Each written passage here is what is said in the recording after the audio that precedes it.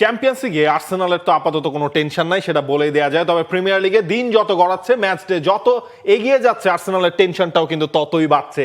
Lead এখন কমে এসেছে 4 পয়েন্টে। গত 2 সিজনেও যেটা হয়েছিল, আবারও কি তেমন একটা সিজনে আর্সেনালের জন্য অপেক্ষা করছে কিনা, এবং এরপর আবারও মিকেল আর্তেতা নেক্সট টাইম বলবেন কিনা, নেক্সট সিজন বলবেন কিনা, এই সংখ্যা কিন্তু মনে হয় দিন যত যায় কোশ্চেনটা আবারও ততই রেইজ হয়। মিকেল আর্তেতার সামনে আমার মনে হয় না এইবার আর পরের বারের কোনো অজুহাত দেওয়ার কোনো সুযোগ আছে। এখনো পর্যন্ত 23 ম্যাচ শেষে প্রিমিয়ার লিগের পয়েন্ট টেবিলের শীর্ষ দলটার নাম আর্সেনাল। তারা গোল ব্যবধানে কিছুটা পিছিয়ে আছে ম্যান সিটির তুলনায়, তবে ম্যান সিটির সঙ্গে তাদের দূরত্ব কমে গেছে।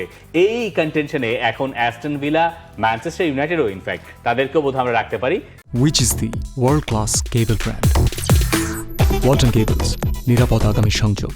এবং যদিও ইউনাইটেডের না ভাই, আপনি তিনের বাইরে আসলে যাওয়ার সুযোগ নাই, মানে কথার কথা বললাম আর কি। এখন এই যে আর্সেনাল, ম্যানচেস্টার সিটি, গত 2 বার ধরে আমরা প্রিমিয়ার লিগের যে টাইটেল রেস গুলো দেখছি, সেখানে প্রতিবারই এরকম ঘটনা ঘটছে। মাঝখানে লিভারপুল একটা চলে আসলো, এর আগের গুলো আর্সেনাল, ম্যান সিটি, এই দলগুলোই একে অন্যের সঙ্গে লড়াই করেছে।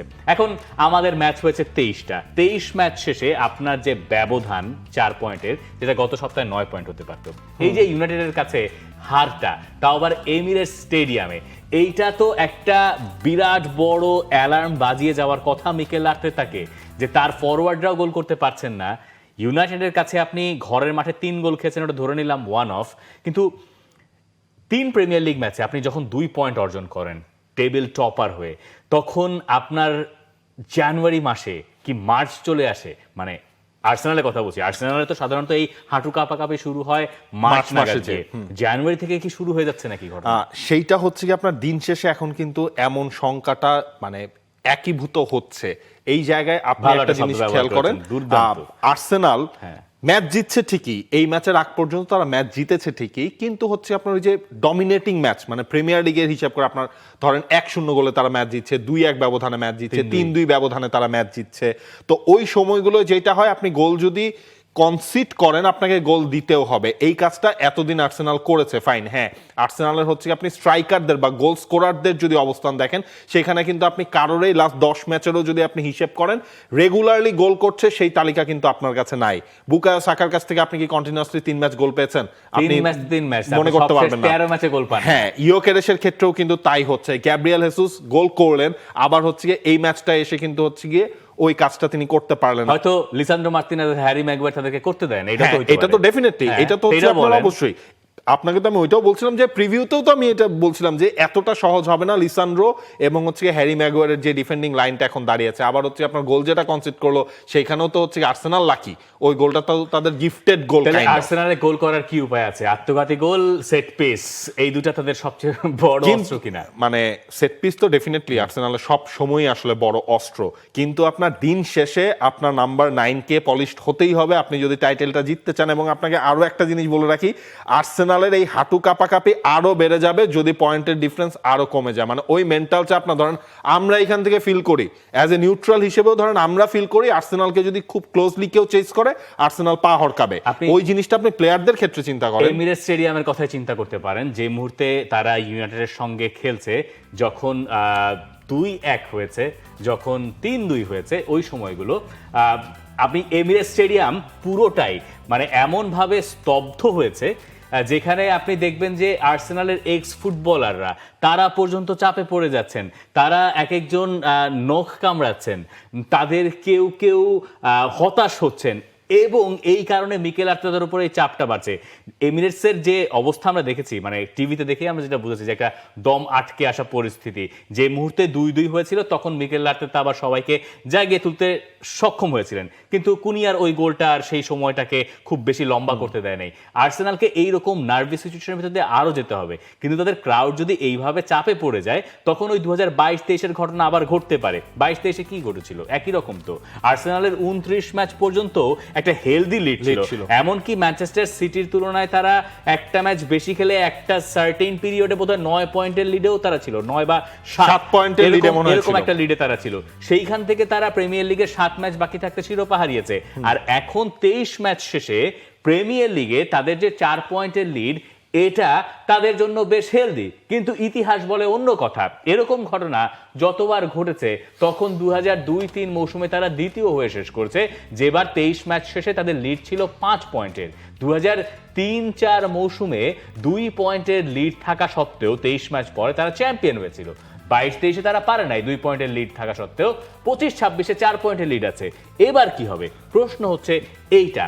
এই প্রশ্নের জন্য উত্তর খুঁজতে গেলে আমার কাছে মনে হয় আর্সেনালের পরবর্তী 5টা ফিক্সচার খুবই গুরুত্বপূর্ণ প্রিমিয়ার লিগে।